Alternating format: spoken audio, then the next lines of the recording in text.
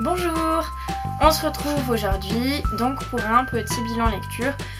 Ça fait longtemps que j'en ai pas fait et c'est vrai que je vais peut-être pas vous parler de toutes les lectures que j'ai lues parce que déjà j'ai pas fait les chroniques des autres et que je sais pas, voilà, je veux pas que ça se mélange tout et qu'ensuite c'est un peu long après, sinon ça vous fait de trop longues vidéos et c'est pas intéressant de les regarder, je suis bien d'accord avec vous.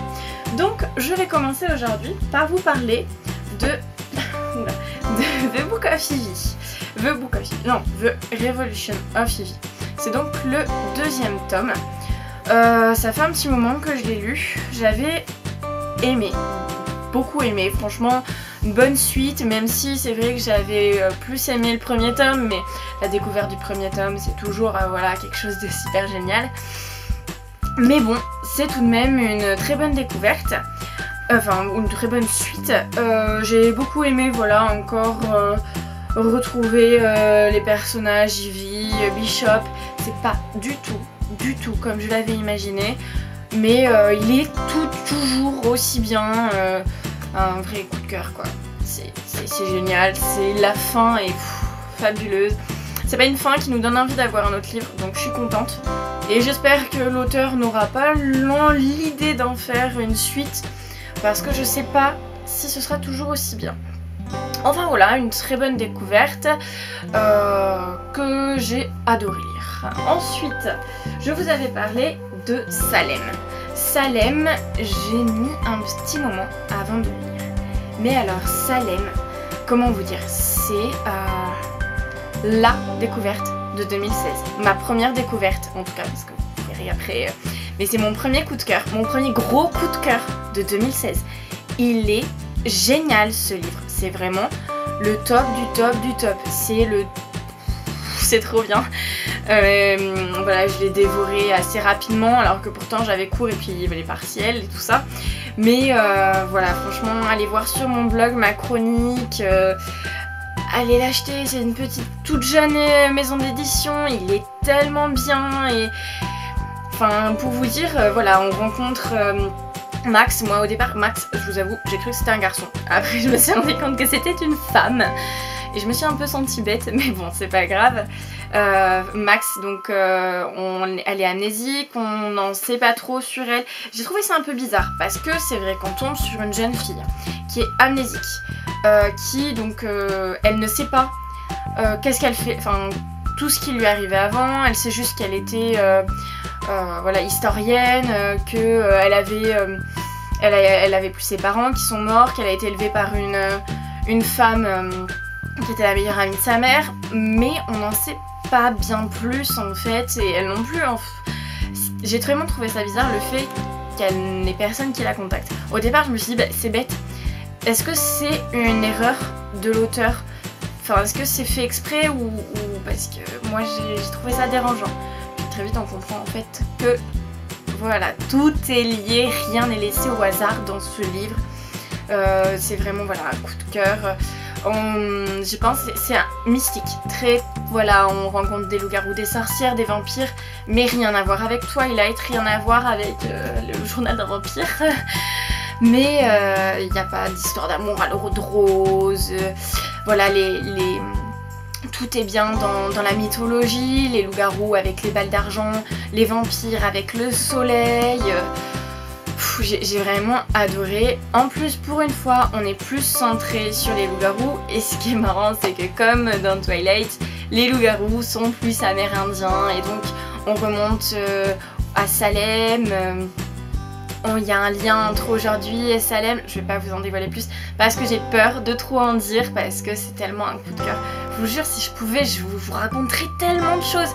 Mais il faut que vous le découvriez par vous-même parce que c'est vraiment une pépite. C'est vraiment magnifique, magnifique. Moi je suis tombée amoureuse du livre. Je pense que je le relirai sans aucun problème. Je l'ai même, c'était donc je l'ai lu. Je l'avais ramené pendant les vacances pour lire, il me restait quoi, une dizaine de pages. Je l'ai passé à mon papa qui lui l'a dévoré aussi en 3 jours quoi.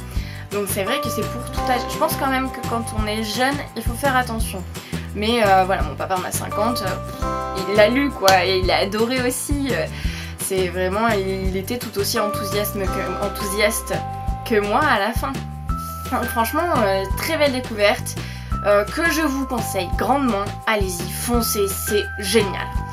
Ensuite, j'essaye de faire vite parce que voilà. Ensuite, donc nous avons Le plus bel endroit du monde est ici. C'est une amie qui me l'a passé, qui l'a lu, donc un tout petit livre, voilà, comme vous pouvez le voir, à peine 200 pages je crois, voilà, 184 pages, super lu. Un petit livre tout doux, qui pousse à la réflexion, qui met la larme à l'œil, mais aussi qui nous fait rire, qui est tendre, délicat, voilà, il est très beau, il m'a un peu fait penser à certains livres, par exemple d'Agnès Ledigue ou de Agnès Martin-Legan. Voilà, on retrouve cette délicatesse, cette douceur. Voilà, on a l'impression d'être dans un petit nuage, un petit cocon. On est bien en fait, on est vraiment bien. Il se lit très vite et il est très beau, quoi. C'est une belle histoire qui lui pousse à réfléchir à nos actes, à ce qu'on pense, à ce qu'on fait, pourquoi on le fait, et même à réfléchir à notre vie, ce qu'on pense vraiment de notre vie et pourquoi on en est où on en est aujourd'hui en fait. Donc voilà, lisez-le, il se lit très très vite et il est simple, il est fluide, délicat, tendre. Lancez-vous, lancez-vous.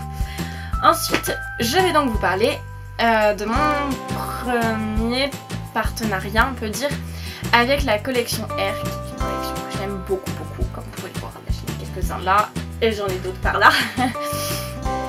J'aime beaucoup la collection R, je trouve qu'ils ont de nombreux livres qui sont vraiment, vraiment bien.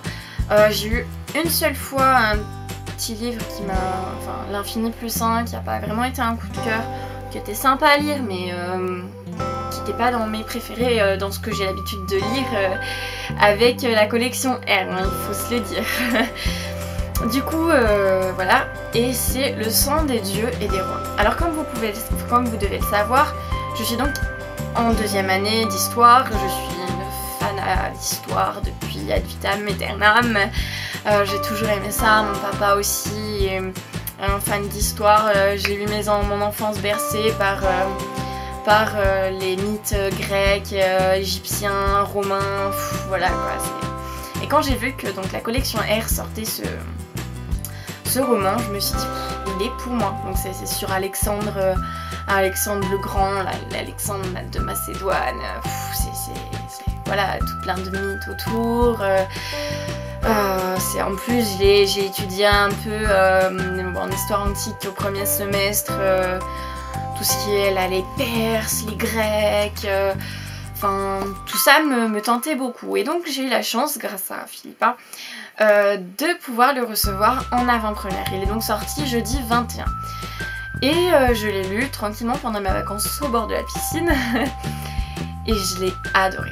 Voilà, c'est vraiment un coup de cœur également, parce que les personnages, comment vous dire, ils sont géniaux. Vous voyez ? Souvent, quand on lit, on a parfois des coups de cœur pour l'un ou pour l'autre. Il y en a un, on va avoir tendance à le détester parce que ses actes vont faire que voilà, on a une sorte de réticence par rapport à lui. Et là, chaque personnage, donc il y a Alexandre, alors je les noms sont compliqués, F, donc son nom abrégé, Kat, Jacob et Sina. Et donc ces personnages, et il y a Zofia aussi, mais on n'en entend pas trop parler. Et donc ces personnages-là, on va les suivre. Donc ils vivent pas tous au même endroit, ils se croisent. Voilà, on les suit et chacun a sa propre histoire, son but. Et ils ont tous des qualités, des défauts. Ils ont tous de l'ambition, ils sont tous un peu égoïstes dans leurs pensées certaines fois. Mais ils sont humains. Je veux dire, ils sont vraiment comme nous. Par exemple, voilà, Katerina, elle a une vengeance. Elle veut sa vengeance parce que sa maman a été tuée. Et elle veut sa vengeance. Et au fond, on comprend sa vengeance. On la comprend. Et on comprend ses actes. Et en même temps, enfin, on se met à sa place. On se dit, si on était à sa place, qu'est-ce que nous, on ferait? Quelle serait notre réaction? Et j'ai trouvé que en prenant donc un roman sur base historique, l'auteur savait en faire quelque chose de très moderne, quelque chose qui est d'actualité, que chaque adolescent ou même jeune adulte se pose. Je veux dire, on est toujours en train de dire est-ce que nos actes sont bons, mauvais, voilà, on réfléchit tout le temps à ce genre de choses. Et j'ai adoré. Et c'est vrai qu'il y a un côté magique dans ce roman. Ça aurait pu déstabiliser l'histoire, la décrédibiliser presque. Mais finalement, c'est vraiment, ça tombe parfaitement, c'est fluide, lisse, on comprend, c'est génial. Et du coup, ça passe tout seul en fait, ça passe tout seul, ça apporte un plus à l'histoire, ça rajoute du mystique, c'est génial. C'est vraiment un gros coup de cœur aussi, donc c'est vrai, en plus je l'ai lu juste après Salem, et là quand j'ai eu fini, je me suis dit waouh, si toutes mes lectures en ce moment sont comme ça va être génial. Et du coup, en fait, au final, et ben c'est vraiment un coup de cœur génial, je me répète, je sais, mais voilà, allez-y, allez le lire, j'ai que ça à vous dire, parce que moi j'attends avec impatience le prochain tome et je me dis mais ça va être long d'attendre, ça va être long. Le seul truc par contre que je regrette un peu, c'est qu'on n'en sait pas trop sur Zofia. Voilà, elle est en Perse, on sait pas trop de choses sur elle, j'aurais aimé en savoir plus. Après donc on a Katerina qui donc va rencontrer Alexandre, on voit bien que les choses bougent avec Jacob, tout de suite dès la première page on sent bien que Katerina et Jacob ça colle bien, que lui il a des sentiments pour elle, qu'elle sait pas trop, qu'elle en a aussi mais c'est complexe, faut pas oublier que c'est des adolescents qui ont 17 ans, on sait très bien qu'à cet âge là l'amour c'est quelque chose de très fort, très fusionnel et en même temps très compliqué et l'auteur a très bien su le mettre en avant. Voilà, je trouve que l'écriture est magnifique, c'est presque poétique comment c'est écrit. Moi je me suis laissée emporter dans une écriture fluide et délicate en fait. Donc un coup de cœur. Je ne peux pas vous dire autre chose que filez l'acheter, c'est génial.